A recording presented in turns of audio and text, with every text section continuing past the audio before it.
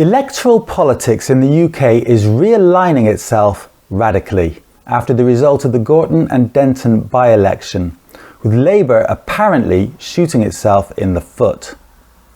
The by-election had been triggered by the resignation of Andrew Gwynn as MP. This made it possible for Greater Manchester Mayor Andy Burnham to apply to become Labour's candidate. But if he were to win, that would make it possible for him to challenge Keir Starmer for the Labour Party leadership.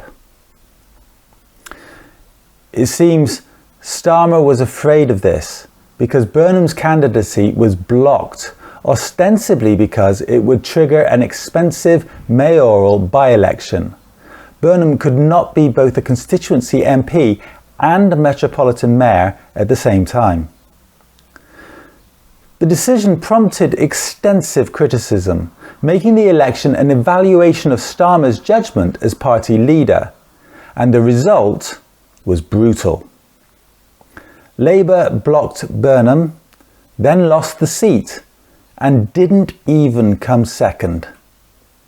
Even if Burnham might not have won, the leadership made a high-risk decision, and the risk materialised immediately. Starmer's argument was about resource allocation and discipline. The result looks like political miscalculation, and that changes the internal power balance. The result validates internal critics, further weakens Keir Starmer's ability to project strategic competence, a facade that is already crumbling due to his mistakes in appointing Epstein friend Peter Mandelson, among others, to high government roles, and it permanently links this defeat to the National Executive Committee's decision in the party's internal memory. If poor results repeat in the May local elections, this won't be viewed as a one-off. It will be seen as the latest crack in Labour's armour.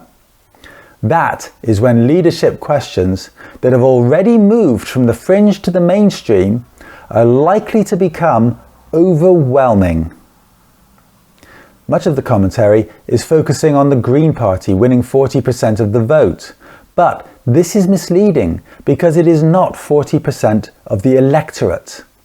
In fact, the Greens won a smaller minority of Gorton and Denton's voters. It's just that every other party won even fewer votes. Let's crunch the figures so we can form a few educated ideas about what this means. The total number of voters in Gorton and Denton, when last measured in 2024, was 78,125. That's our best measure of how many people were available to vote in the by-election, and the yardstick against which we should examine the results. The Green Party's Hannah Spencer won 14,980 votes. That's 19% of the electorate, meaning 81% didn't want her. Abstaining from voting cannot be assumed to be anything other than a rejection of all candidates. It's still a massive improvement on the 6.2% of the voters who supported previous Green candidate Amanda Gardner in the 2024 general election. But it is not a swing of 26.4% from Labour to the Greens, because the number of people voting Green was fewer than that voting Labour in 2024. All we can say is that the Greens gained votes from an extra 12.8% of the electorate, while Labour lost votes from 11.75%. The interesting question here is whether the Greens gained all of the former Labour voters who migrated elsewhere, with a few more besides, or whether the vote was more fragmented. At any rate, two possibilities present themselves. Either progressive voters are parking votes with the Greens in order to pressure Labour, or a segment of Labour's traditional left flank has psychologically detached. If that consolidation hardens, Labour faces a structural dilemma. Move left and risk losing reform-curious voters, I'll explore this further in a moment.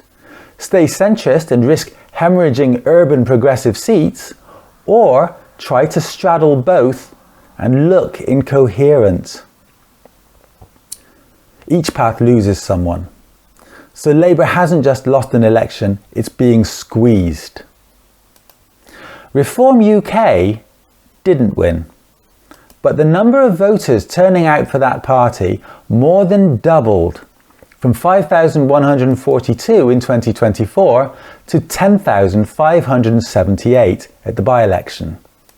In percentage terms, that's a rise from 6.6% to 13.5%, a healthy increase of 6.9%. But what if voter turnout stays low? Only 36,500 people voted on the 2024 general election. That's 46.8% of the electorate. This time, 36,903 voted, 47.2%. In real terms, that's more or less the same turnout. In that context, 13.5% of the electorate turning to Reform UK is not noise. It means Labour's voter coalition is brittle. Low turnout amplifies motivated minorities, and Reform's voters are highly motivated. Green voters are increasingly urban and activist. Labour's voters may be characterised as softer and less enthusiastic. That's a turnout vulnerability. The result also shows that the Conservatives and Liberal Democrats have fallen from being parties of government between 2010 and 2015 and up to 2024 for the Tories into utter irrelevance. The Conservatives moved up from 5th place in 2024 to 4th at the by-election. This was due to the absence of a Workers' Party candidate. That party was 4th in the 2024 general election, but with a catastrophic loss of voters, falling from 2,888, 3.7%, to a pitiful 706, 0.9%. The Tories lost their deposit. The Liberal Democrats also moved up a place from 6th to 5th, but also lost voters, falling from 1,399, 1.8%, to 653, 0.84%. So their vote halved. Those figures render both parties, once the most powerful political organisations in the country, irrelevant. It is hard to see how they could claw their way back to becoming any kind of electoral power again, at least in this and similar constituencies in the foreseeable future. This election isn't just an embarrassment for Labour. It's a signal that loyalty to all of the establishment parties is withering. Protest voting is normalising. Internal party management decisions now carry immediate electoral risk, and low turnout can radically reshape outcomes. Labour can dismiss it as a by-election blip, but when what was a safe seat for a century falls and the party of government finishes 3rd, that's not just a blip, it's a warning. The real question now is not whether Labour can win this seat back. It's whether this was an isolated shock or the beginning of a structural realignment in urban British politics. The next 3 months will tell us whether this was an earthquake or a tremor.